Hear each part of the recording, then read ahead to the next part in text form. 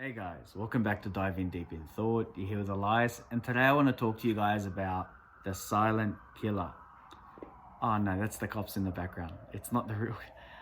So I want you to guess who you think the silent killer is. You face him every day. You're doing things and you're unaware of why you're doing them. He or she is luring you in every second of the day and you're not even noticing. And at the end of the day, when you realize why you haven't done much, who do you blame? You blame yourself, your conscious mind. But actually, the real killer is your habits. So your habits make up who you are.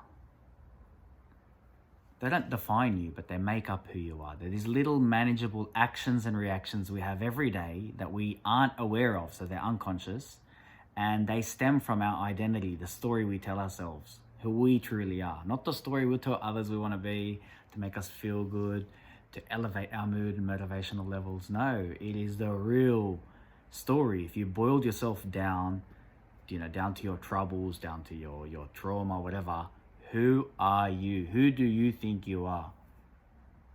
Write that down. Write it down on a piece of paper.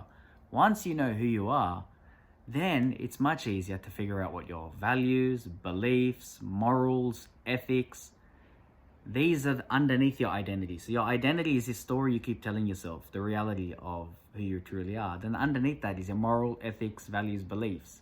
These are very important too. Write them down. And once you've got those two, then underneath is your habits. So your habits are these things we aren't even aware about, because our mind likes to work so efficient and effectively, because we have up to 60 to 70 thoughts a day, 1,000 thoughts a day. So can you imagine how many of those thoughts are just rolling out without our permission? So it's really important to hone back in on these so that we can gain control again and not run off this subconscious program. So once you've got your identity, then your morals, ethics, values, beliefs, you've got to write all these down, and then it's your habits. So the first thing in order to change your habits is to know what you're already doing. That is number one. Because if you don't know what you're already doing, you're introducing these new members, these new actions, that it's just going to get really messy. Unless you know what you're already doing, how do you know to devalue those habits and then value new ones? And how do you know what to replace with new ones? Because your brain can only take so much. See, we take on these New Year's resolutions, these, new year, new me. It is a big motivator because you've got the rest of the world who's in on this too. But, by the 7th of January, everyone's given up on it. So it doesn't really matter. There's no emotional connection to it. So what I want to tell you guys is, what habits are you doing now? And an easy way to do this is to figure out throughout the day, what have you been doing?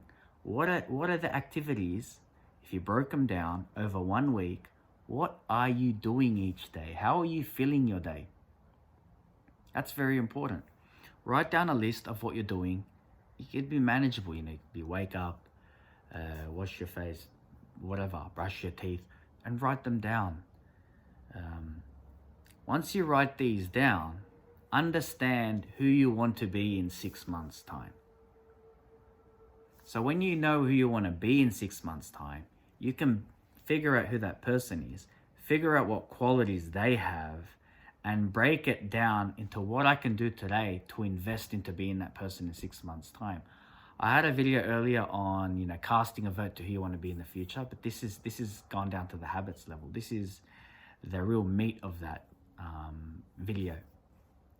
So your habits. So you write down everything you've done in one day, and next to that whole list, from you can break it down into morning routine, work routine, after work routine, sleep routine, something like that.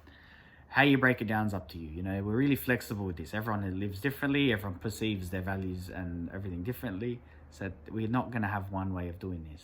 Break down your day. Next to each activity and action that you do every day, or thought, whatever it is, write down with a tick if it's positive, with a cross if it's negative, and with an equal sign if it's neutral. And figure out which one of these, when you look at it, how many ticks are you seeing? How many crosses are you seeing? How many neutral equal signs are you seeing? And that is how many actions you're committing, or thoughts or reactions you're committing to this future self. So figure that out, do that. Now, how to form amazing habits is something I'm going to give you in the next video, which I'm going to go through with you, a breakdown of forming habits that is easy, that can get you through to being the best version of who you want to be in 1 month, 2 months, 3 months. It's good to aim at 6 months. 1 year is too far, and 1 week or 2 weeks is too short. So it's really important that 6 months is what we want to aim for. So it gives you enough time to build these habits. By the way, habits are not time dependent. People tell you if you do the same thing 28 days, we're creating more rules. They can be formed in 28 days. They can be formed in 4 days, 3 days. It's about consistency. It's repetitiveness. It's how many times you hammer that action and get rewarded for it. You can form a new habit after one action if the reward is big enough. So it's very powerful when we look at stimulus, response, and reward systems.